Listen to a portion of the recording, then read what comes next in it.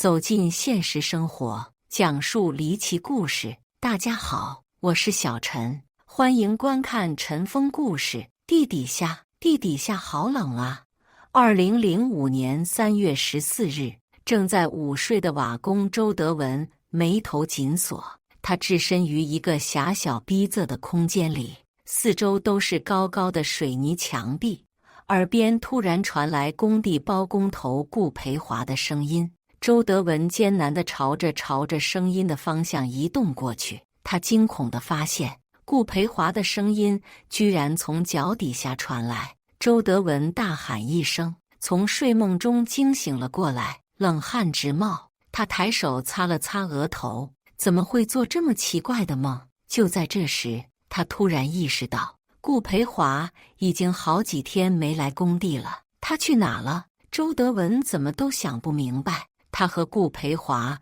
都是一个工地上的工人，而且两人年龄相当，又同是老乡。顾培华比他来得早，平时对他也多有关照，两人感情十分不错。周德文也将顾培华当成好兄弟，只是这些天因为太忙碌了，他一直没什么时间。冷静下来之后，才发现顾培华居然好几天没来工地了，这让周德文觉得十分奇怪。顾培华平时是一个很好的人，热爱工作，从来不迟到早退，做事也是一丝不苟，还受到了老板的赏识，是这里的包工头，大家都很敬佩他。周德文还是第一次遇见这种情况，他又问了问工地上的其他人，大家都说没有看到顾培华。周德文有些担心，毕竟顾培华之前从来没有出现过这样的情况，是不是出了什么事情？周德文打电话给顾培华，可是却一直无人接听。周德文决定去对方家里看看，可是依然一无所获。他奇怪不已，35岁的顾培华身世十分坎坷，刚出生时就被自己的亲生父母遗弃，幸运的是收养他的顾家人对他十分照顾，在养父母的抚养下，渐渐长大的顾培华攒了一身本领，便离开了家，独自外出打工。在外摸爬滚打了几年，顾培成为了一个建筑工地的包工头，身上也有了一些积蓄。顾培华的父母觉得他到了该谈婚论嫁的年纪，便开始给他物色起合适的人选。然而父母挑选的人，顾培华一个都瞧不上，也统统拒绝了那些人。养父母不明所以，但是也尊重顾培华的选择，只是不明白为什么。而原因其实是他此时早已经有了心仪的对象。1995年，顾培华在江苏认识了外地来打工的王兰英。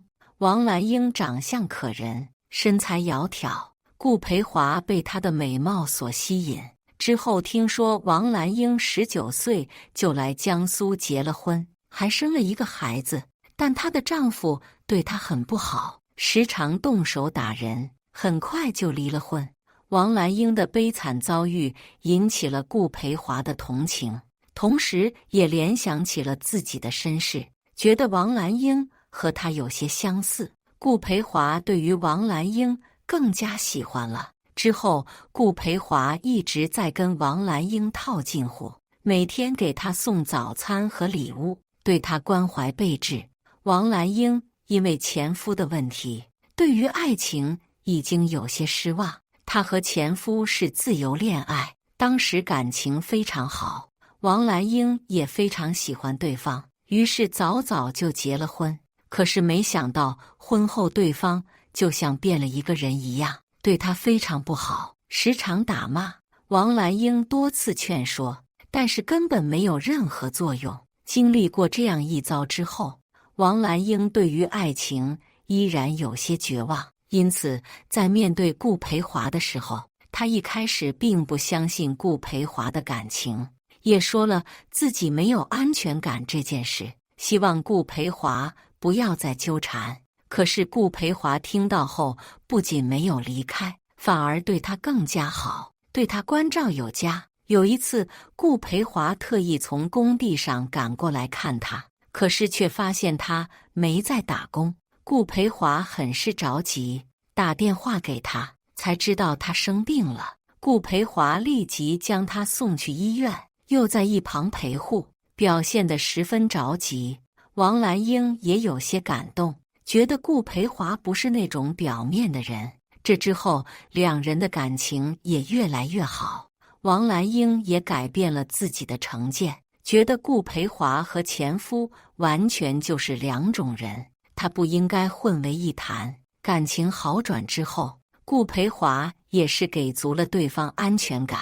顾培华向王兰英承诺，如果王兰英愿意和他在一起，他可以努力赚钱养她。顾培华的真诚打动了王兰英，情投意合的二人很快就筹备起了结婚的事。然而，得知自己的儿子要娶一个离过婚还带着一个孩子的女人，顾培华的父母表示无法接受，双方在电话里大吵了一架。顾培华向家里表示，如果不和王兰英结婚，他就再也不回去了。顾培华父母虽然有怨言，但也无法左右儿子的决定，最终只能松了口。两人很快结了婚。不久后，王兰英生下了一个儿子，顾培华激动得泪流满面，并发誓一定要好好照顾母女二人。然而，幸福的日子总是短暂的。没过多久，因为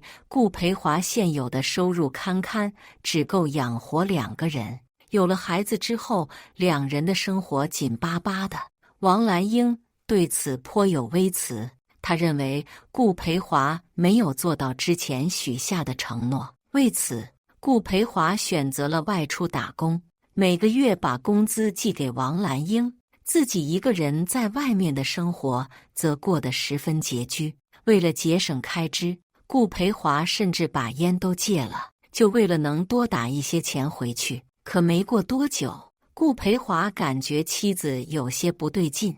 2004年下半年，外出打工的顾培华回到了家中，他像往常一样热情地想要把王兰英抱在怀里，但王兰英却一下躲开了。顾培华正觉得奇怪，一转头却看到家里沙发上坐着一个女人。顾培华仔细一打量，女人肤白胜雪，穿着一条紫色的连衣裙，举手投足之间透着一股说不出的韵味，竟是比自己的妻子王兰英都要艳丽3分。王兰英见状，给顾培华介绍道：“这是盐口桥下面水果摊的妙红秀，来我们家坐坐。”妙红秀起身跟顾培华打了个招呼，他举止大方，笑容和煦，说不打扰他们夫妻二人，便离开了。妙红秀走后，顾培华又伸出手臂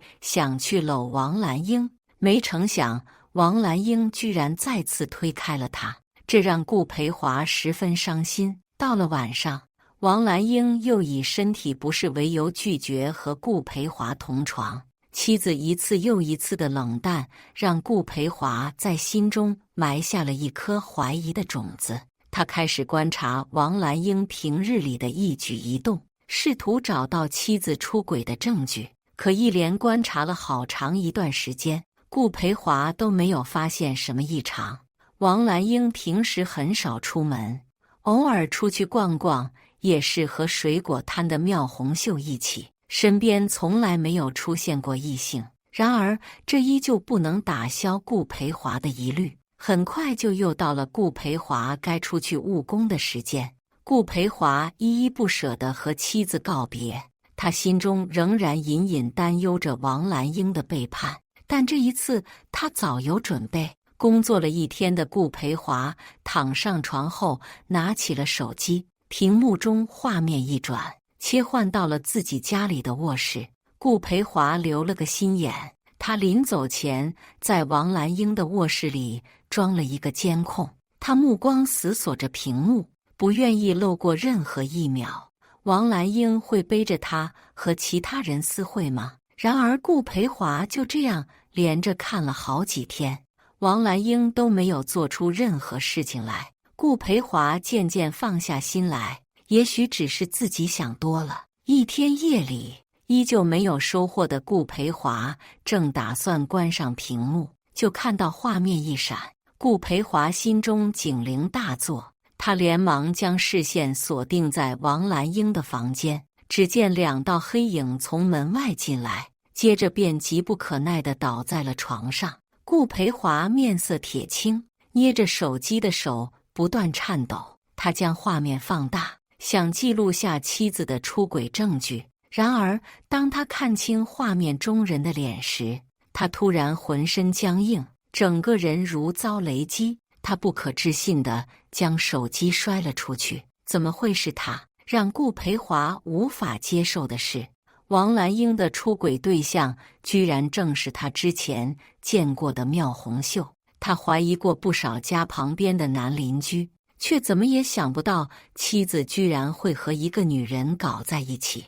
王兰英自从见过妙红秀后就被他所吸引，他觉得妙红秀既能把摊子经营得风生水起，又长得这么漂亮。王兰英对她十分钦佩，便时常去她的水果摊照顾生意。一来二去，两人便熟络了起来，很快便产生了一些超出友情之外的情感。急疯了的顾培华连夜赶回了家中，他极力地阻拦王兰英继续与妙红秀见面。可让他没想到的是，他原本只是想让王兰英断了和妙红秀的不正当关系，好好继续和自己生活，却没想到这样的行为给他带来了灭顶之灾。王兰英和妙红秀2人暗生情愫后，遭到了顾培华的阻挠，他们便对顾培华怀恨在心，谋划着要杀了顾培华。起初2人考虑到男女力量的悬殊，甚至还想到过要去雇佣杀手。没过多久，2人便找到了机会。